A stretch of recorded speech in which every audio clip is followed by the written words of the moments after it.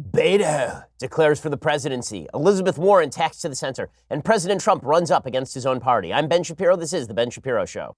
I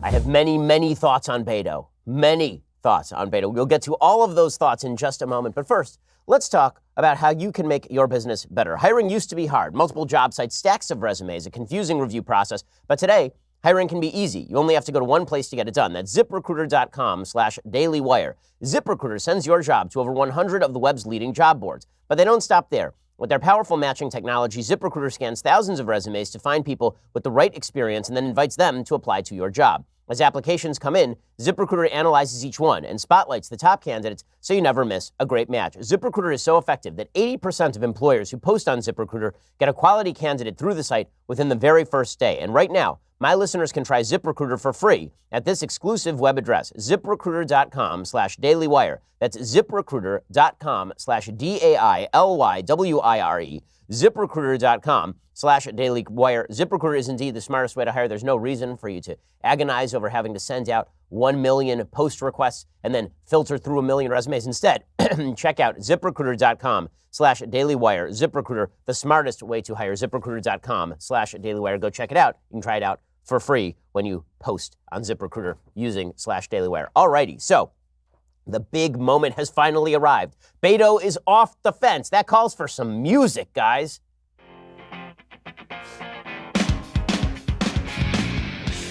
That's right. Beto's in. Oh, kickflip, bong rip. Beto is in. So exciting. I know everybody is very excited. The millennials are so raucous that they just smoked a larger joint than usual. The progressives are so into it that they looked at Beto and then went, nah, we're going to go with Bernie. The moderates looked at Beto and they're like, he's like young Joe Biden. Wow, how impressive. Beto O'Rourke. Okay, let's start with Beto's announcement. So yesterday, he is featured on the cover of Vanity Fair magazine. This tells you everything you need to know about Beto O'Rourke. If your announcement is essentially made on the cover of Vanity Fair magazine, we know what you are. You're a white elite liberal. Okay, that is what you are. And the reason that the media love themselves some Beto, the real reason the media love Beto, is because they look at Beto and they see themselves. They look at Beto and what they see is a white kid who grew up extraordinarily privileged in a rich situation, who spent a few years kicking around before he found himself and settled down, who has broadly liberal views, left-leaning views, but likes to think through the issues, is really considered and temperate, but also cool, like the cool guy whose kids think he's cool. Also a little bit nerdy, but really mostly just cool, and like a guy you'd want to hang out with and be with. Basically, when the folks at CNN look in a mirror, they see Beto O'Rourke. And that is why they love Beto O'Rourke. The same thing is true over at MSNBC. When Chris Hayes looks in a mirror, he sees Beto O'Rourke. And that's why all of the media are in love with Beto. When they looked at Barack Obama, it was even better because Barack Obama mirrored all of those things except for the race. So they could say they were intersectional. And also, Barack Obama mirrored who they think they are, the considered politician who really likes to think through the issues and then comes up with sophisticated analyses, who spent a few years kicking around until he found himself helping the downtrodden. That's how folks in the journalistic world like to see themselves, all the people who went to NYU journalism school.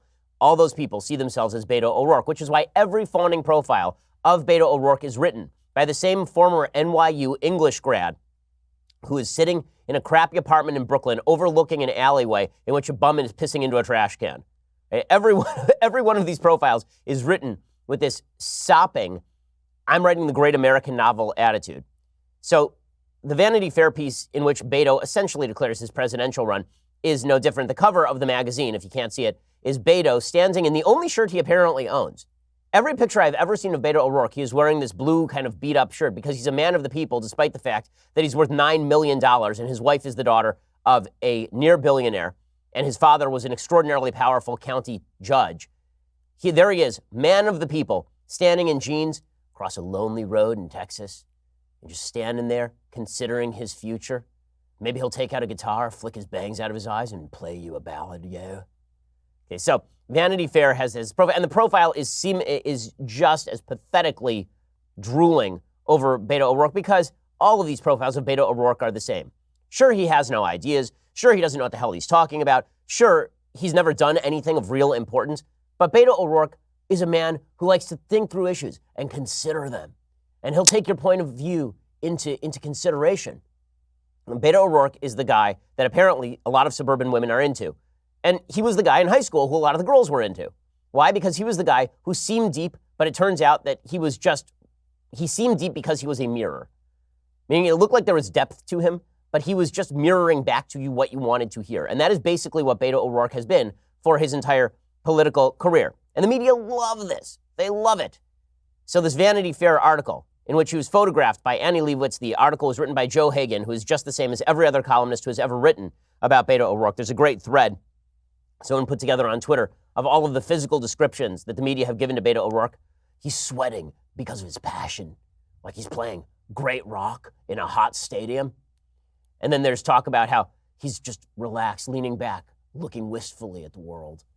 Every description of Beto O'Rourke is exactly the same because everybody who's writing it is exactly the same. So this entire Vanity Fair piece, it's got pictures of Beto sitting with his dog looking forlornly at the camera like, why am I here?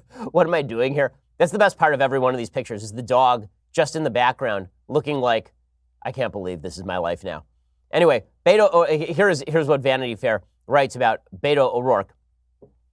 Beto O'Rourke's mission-style home in the El Paso neighborhood of Sunset Heights is the site of a famous 1915 meeting between Mexican revolutionary Pancho Villa and U.S. General Hugh Scott. While renovating it, O'Rourke had a wrought iron fence around the property removed, save for a few feet of it around a pistachio tree. In late February, he came home to find Republican protesters live streaming video and asking why he still had a fence, mimicking Trump's remark that politicians like walls when they're around their own homes. I said, come up with me, and I'll take you to our front door, he recalls. This is just decorative fencing.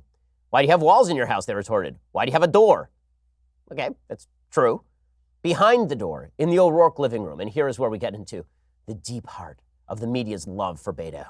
Behind the door, in the O'Rourke living room, a floor-to-ceiling bookshelf contains a section for rock memoirs, Bob Dylan's Chronicles, a favorite.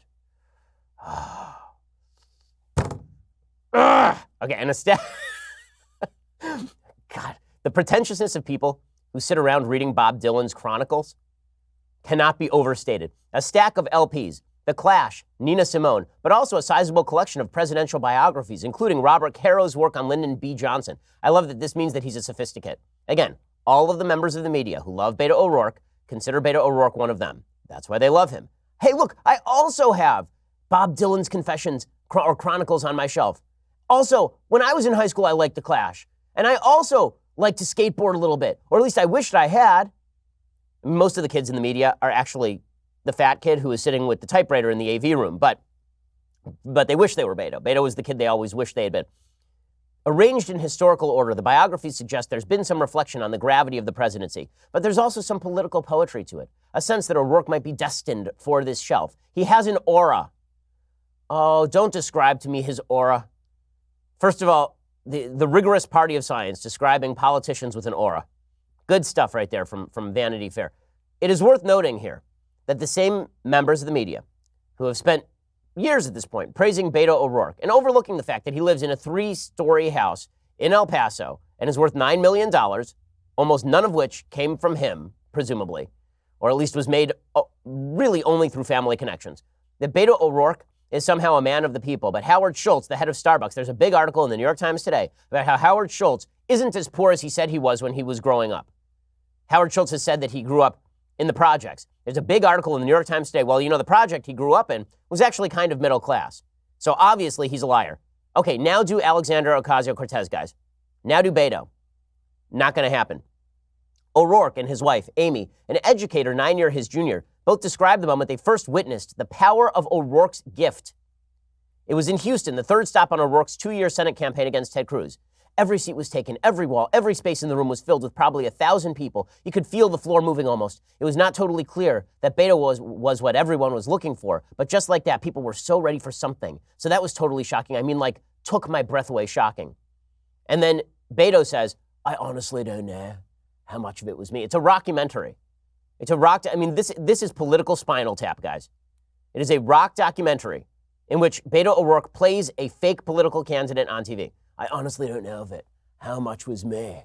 But there is something abnormal, super normal, or I don't know what the hell to call it, that we both experience when we're out on the campaign trail.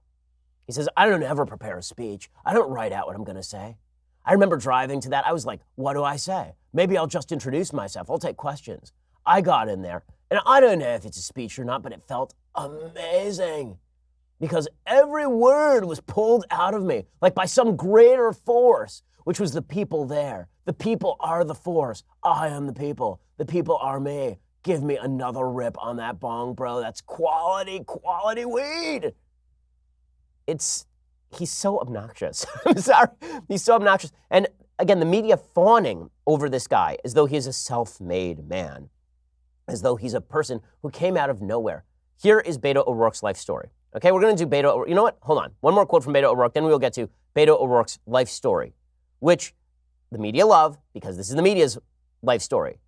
Most of them grew up middle class to upper class in big cities, growing up with a lot of privilege, and then they found themselves, and now they see themselves as purveyors of the truth who are broadly liberal-minded. And they look at Beto and they're like, yeah, that guy's me. Beto O'Rourke was a useless person for most of his life, and then he became non-useless later on in his life. And we are supposed to think of that as a spiritual journey, or in any other context, we would think of that as a person wasting opportunity. Really. So, final quote from Beto O'Rourke before we get to his short biography. He says, there's something that happens to me, he says, or that I get to be a part of in those rooms. That is not like normal life. I don't know if that has ever happened to me before. I don't know if that would happen again. Wow, what an amazing, amazing guy. And we're going to get to his political announcement in just one second, which is filled with this sort of platitudinous garbage. First, let's talk about making your home safe. So, you have a wall, you have a door, maybe you have a fence because you're not a dummy and you want to keep your house safe. One of the things you should have around your house is a Ring. Okay, the Ring's mission is to make neighborhoods safer. You might already know about their smart video doorbells and cameras that protect millions of people everywhere. Ring helps you stay connected to your home anywhere in the world. So if there's a package delivery or a surprise visitor, you'll get an alert and be able to see, hear, and speak to them all from your phone. That's thanks to HD video and two-way audio features on Ring devices. I love Ring. We have Ring at our house. It allows me to know who is showing up and ringing the doorbell at any time, and regardless of where I am in the country. I mean, I can be in New York, and if somebody rings the doorbell, I can say that I'm in the house, which prevents my house maybe from being burglarized. That's how a lot of burglaries happen. Basically, people ring the doorbell, and then if nobody answers, they go and burglarize the house. As a listener, you have a special offer on a Ring starter kit available right now. With a video doorbell and a motion-activated floodlight cam, the starter kit has everything you need to start building a ring of security around your home. Just go to ring.com/Ben. That is ring.com/Ben. Go check them out right now and build that ring of security around your home. Ring.com/Ben. Okay, so Vanity Fair ushers in Beto, and again, that tells you everything you need to know. The entire circulation base of Vanity Fair is upper-class white women. That is everyone who subscribes to Vanity Fair, and that's who Beto is going for. So here is Beto's announcement. First of all, we should note, Beto's a liar. Like 1 year ago, Beto said that he would not run for president. So let's just play him saying he's not going to run for president, and then we'll play him saying he'll run for president. I'm not looking at 2020, and in fact, I'm completely ruling that out. Not going to do that. No matter what, win or lose, you're not going to run in 2020. Win or lose, I'm not running in 2020 I got to tell you, it's incredibly flattering that anyone would ask me the question, or that's even up for discussion. But since people have asked, the answer is no. Zip. Fast forward to today. Beto O'Rourke, his announcement. Amy and I are happy to share with you that I'm running to serve you as the next president of the United States of America. This is a defining moment of truth for this country and for every single one of us. The challenges that we face right now, the interconnected crises in our economy, our democracy, and our climate have never been greater, and they will either consume us or they will afford us the greatest opportunity to unleash the genius of the United States of America. We can begin by fixing our democracy and ensuring that our government works for everyone. This is going to be a positive campaign that seeks to bring out the very best from every single one of us, that seeks to unite a very divided country. There's a lot more to come, but I want to leave you with this. The only way for us to live up to the promise of America is to give it our all and to give it for all of us. What does that even mean? What does that even mean? For us to give us our all and give us all of us and all of our all and all of us. And here are some spiritual camp band leader hands. Woo! Check this out. God, Beto O'Rourke. Okay, so we're going to get to Beto's bio now, Because here is the thing about this. The media have proclaimed for years that what is the real problem in America is the problem of rich white privilege. That is the problem in America. So it is good to know that finally, for the first time in a long time, a rich white man growing up in a rich, powerful white family and marrying a very rich white woman and spending years playing in a punk rock band uselessly can also be president of the United States. And that's good. America has grown, guys. You got that? A rich white guy who married a rich white lady and has run for office and failed in an attempt for Senate. Finally, a person like that can be president of the United States. Slow clap, America. Well done. It's going to be fun to watch as all the intersectional Democrats in the media suddenly embrace Beto O'Rourke, who's presumably the least intersectional candidate of all time, a man who calls himself Beto, but who is whiter than I am by a long shot. So let's go through who is Beto O'Rourke. Who is Beto O'Rourke? So Beto O'Rourke is a fellow who was born in El Paso, Texas, to an extraordinarily powerful family. So his father was, in fact, a powerful local Democratic politician. His father was named Pat O'Rourke. He was nicknamed Beto in infancy because he grew up in El Paso. His mother was the stepdaughter of the former Secretary of the Navy under President John F. Kennedy, and his dad served as county commissioner and county judge. Pat O'Rourke was also a close associate of the Texas governor. So obviously, Beto grew up in very difficult circumstances. Now, little Beto was growing up really on the rough streets of El Paso. He began his education at the Escuela Montessori del Valle Preschool and continued to Rivera Elementary School and Mesita Elementary School. And then he went to the Woodbury Forest School, an all-male boarding school in Madison County, Virginia, just like all the underprivileged little kids. Between graduating high school and starting college, he was a summer congressional intern in the Capitol Hill office of U.S. Congressperson Ron Coleman. Then he went to Columbia University, where in junior year he captained Columbia's heavyweight rowing crew. I mean, is this an intersectional inspiring story, or is it an intersectional inspiring story? He graduated with a BA in English literature, which means that he was qualified to be a professional useless person, which, fortunately, is a job he has fulfilled. Well, he's also been arrested a couple of times, but he's been arrested for cool kid stuff, right? Cool kid stuff so long as you happen to be well-connected. So he was arrested back in 1995 for breaking into the University of Texas El Paso campus. He was arrested for burglary. His misdemeanor was then waived. And of course, as everybody knows, he was also arrested in 1998 for a misdemeanor DWI after he was driving so drunk that he actually crossed the median line and crashed into somebody apparently head on and then fled the scene of the arrest. So Beto O'Rourke, really making the most of his youthful opportunities. His dad, by the way, had his own political issues as well. His father apparently was, in 1983, sheriff's deputies installing a radio in the Jeep of Pat O'Rourke, his dad, found a condom filled with a white powder believed to be either cocaine or heroin. According to press reports at the time, a sheriff's captain then ordered the substance destroyed and was indicted by a grand jury on charges of official misconduct and tampering with evidence. So that's Beto O'Rourke's dad, right? That's the family in which he grew up, the kind of family where if sheriff's deputies find a full condom filled with cocaine in your truck, they destroy it for you. Clearly, Beto was on a path to self-made success.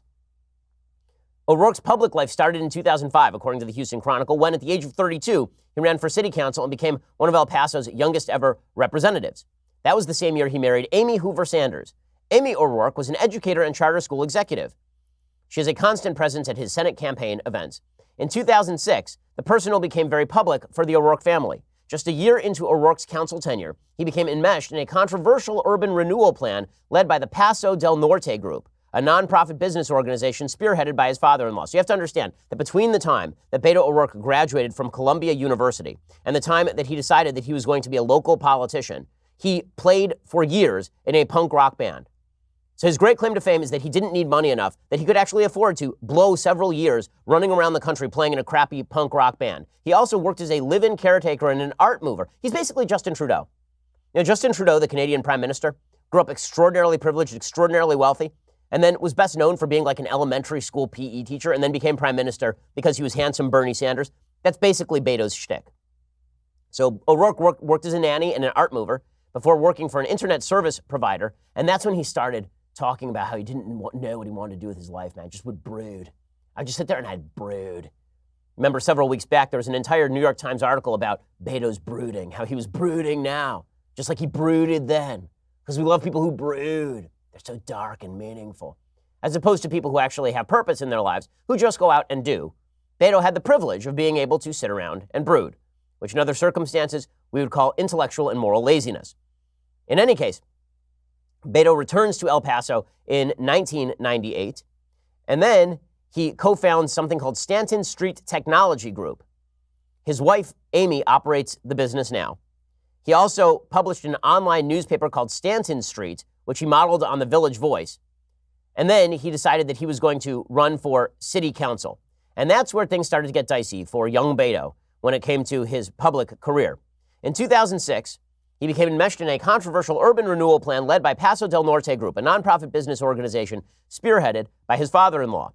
As originally envisioned, the plan called for redeveloping a blighted part of downtown El Paso, including a largely Hispanic residential area called Segundo Barrio. Opponents feared gentrification and dubbed it urban removal. So this was young Beto getting involved in non-intersectionality. He was going to redevelop parts of El Paso. But there is a bigger problem for young Beto. Residents and business owners facing displacement organized and filed a pair of ethics complaints with the city, citing O'Rourke's ties with his father-in-law, William Sanders, who is a real estate executive in Texas. They complained that O'Rourke was, quote, impermissibly entangled in the Paso del Norte Group's downtown revitalization plan through both family and business ties. His critics, as according to the Houston Chronicle, homed in on past work O'Rourke's tech company had done for Paso del Norte, as well as his vote to approve the group's downtown 2015 redevelopment plan. O'Rourke had been a dues-paying member of Paso del Norte, though he dropped out soon after being elected to the council. Eventually, the Ethics Review Commission dismissed the complaints. And they said it because even if it was true, it wouldn't be a technical violation of ethics ordinances. But opponents argued that O'Rourke's daddy-in-law stood to make millions through a real estate investment trust called the Borderplex Community Trust, which was formed to buy real estate in downtown El Paso for redevelopment. And they would have aggressively used the city's eminent domain powers, which is hilarious because now Beto O'Rourke stands around talking about how President Trump is going to have to aggressively use eminent domain powers to build a wall. That's very bad. It wasn't quite as bad when his father-in-law was seeking to do it for redevelopment purposes. And we'll get into more of Beto O'Rourke's sterling political career, the sort of thing that really has launched 1,000 ships, the sort of thing where the media just can't help themselves. We'll get to more of that in just a second. First, let's talk about the holster that you have for your gun. We the People holsters. They offer custom-made holsters, all produced in the United States. They design every holster in-house. It means they don't use any third-party molds for their holsters. Instead, they design every unique mold in Las Vegas in order to best fit each and every firearm perfectly. I have one of these. I have a Smith & Wesson 9mm, and my We the People holster fits the pistol perfectly. They constantly update designs. They add new designs every single month. That lets them stay up to date on their newest models that come out. We the People holsters even have their own 3D design team. They measure every micromillimeter of their gun to ensure the perfect fit. They have a unique, intuitive clip design. It allows for you to easily adjust both the cant and the ride of your holster so that it fits comfortably and securely at all times. You're able to place the holster on your back and set that angle and how high or low it sits on your waist, and that allows for easy access. Also, every holster has adjustable retention, which is signaled with a click sound, which lets you know your firearm is securely in place, so you don't have to worry about your firearm falling out. They have custom printed designs in-house, the thin blue line, thin red line, the Constitution, camouflage, and American flag. New designs every month. We the People holsters start at just $37 a piece. Every holster comes with a lifetime guarantee. Every holster ships for free. And if it's not a perfect fit, you send it back for a refund, so you got nothing to lose. Right now, my listeners can go to wethepeopleholsters.com/Ben. That is wethepeopleholsters.com/Ben and enter promo code Ben at checkout to get $10 off their first holster. That's as low as $37 and shipping is free with an additional $10 off using my promo code. Again, that is wethepeopleholsters.com/Ben. Use promo code Ben at checkout for $10 off. Go check them out right now. Great American company. Alrighty, so back to the story of Beto O'Rourke. So Beto O'Rourke was apparently faulted for his associations with his father-in-law and the use of eminent domain for purposes of supposedly driving up real estate prices in areas owned by his father-in-law. The New York Times reported on this back in October. They said at a special city council meeting in 2006, a billionaire real estate investor unveiled his vision for redeveloping downtown El Paso. To replace tenements and boarded-up buildings, he proposed restaurants, shops, and an arts walk rivaling San Antonio's Riverwalk. Representative Beto O'Rourke one of hundreds attending, wasn't exactly a disinterested party. Not only had he married the investor's daughter, but as a member of the city council, he represented the targeted area, including a historic Mexican-American neighborhood. Calling downtown one piece of El Paso that was missing on the road back to greatness, O'Rourke voted to take the first step forward with the plan. Over the next 2 years, O'Rourke would defend the plan before angry barrio residents and vote to advance it. At other times, he would abstain. Business owners who opposed the plan accused O'Rourke of a conflict, citing the involvement of his father-in-law. 12 years later, O'Rourke is championing progressive causes. But his involvement in that proposed El Paso redevelopment highlights a side of his record that seems to contradict the populist image he has cultivated in Texas and nationally. According to David Dorado Romo, a local historian, Mr. O'Rourke was basically the pretty face of this very ugly plan against our most vulnerable neighborhood. Barrio residents feared they would lose their homes through eminent domain. And among a lot of the residents, the hurt feelings have lingered. He says that in the past he never voted for eminent domain, says O'Rourke, that no property was ever taken by the city through eminent domain, and that he had no financial interest in the project. Nonetheless, his father-in-law was deeply involved in this project. So there's a lot of suspicion surrounding that. But that's not the only issue with Beto O'Rourke. According to the Houston Chronicle, O'Rourke's sunny vision of immigrant energy in many ways echoes his father-in-law's focus on cross-border business development in a region known for its young bilingual bicultural workforce. Sanders, who is his father-in-law, said the U.S.-Mexico border region is a very attractive place to be. So Sanders formed up a bunch of real estate firms. He sold a lot of them for just crazy amounts of money. He sold Security Capital for $5.4 billion. He was considered one of the founders of real estate investment trust, REITs. And Sanders and his business associates have boosted O'Rourke's political career with generous donations. O'Rourke stepped back from his family business activities since 2013. That was when he came under scrutiny for purchase of stock in several companies just going public, including Twitter. IPOs are generally reserved for heavy hitters looking for big profits. O'Rourke said the purchases were made by a financial professional who manages his investments. They were reported on his financial disclosure forms. When reporters discovered them, he reported himself to the Ethics Committee, which directed him to send the profits to the U.S. Treasury by mail overnight. He said that none of the purchases were made on our behalf because of my position.